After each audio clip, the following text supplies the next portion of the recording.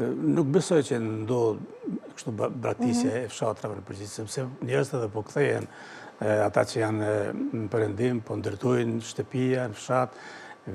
vini, kalojnë pushimet, sepse fshatrat të ne janë shumë të bukura, ajri pastër, kanë, më thane, një natyrë të mirë për me jetu, sidomos pushimet e verës sa shkojnë bjeshkë ma largë, kanë fshatin e vetë, dhe kështu që ndërtojnë edhe vinë me familje. Nuk e besoj që trendi përshkon kështu prej boshatisjes të fshatrave. Ka lëvizje, po prapë dëshira për me jetu në vend lindje, po më duket se po i josh shqiptarë që janë në Amerikë, në Evropë, në zona tjera, kështu që ndërtimi që po bëhat prapë në për fshatra, ta krijon një përshtypje dhe një bindje se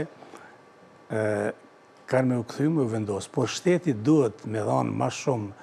subvencione për bujq, për bagti,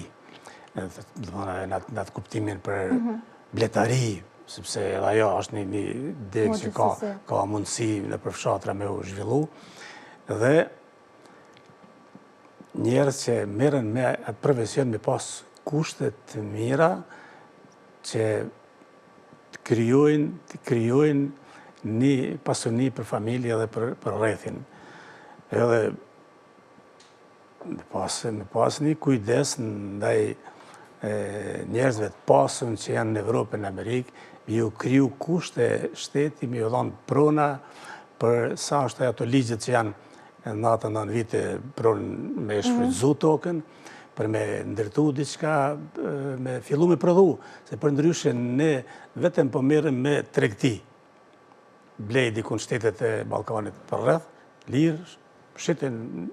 mashtrajt në Kosovë, nuk përparon kështu shteti as vendi, as mundesh me ndalë rinin për me jetu këtu, dojnë jetë më të mirë edhe është kretë normale, po duhet bëhet një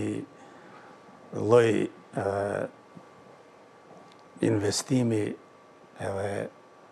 kushte me u kriju njerëzve për me fillu prodhimet, se prodhimi e forcon shtetin edhe ekonominë e shtetit. Edhe gjeneratat e reja mos me u shpërngull, po me jetu këtu dhe me punu në vendin tonë,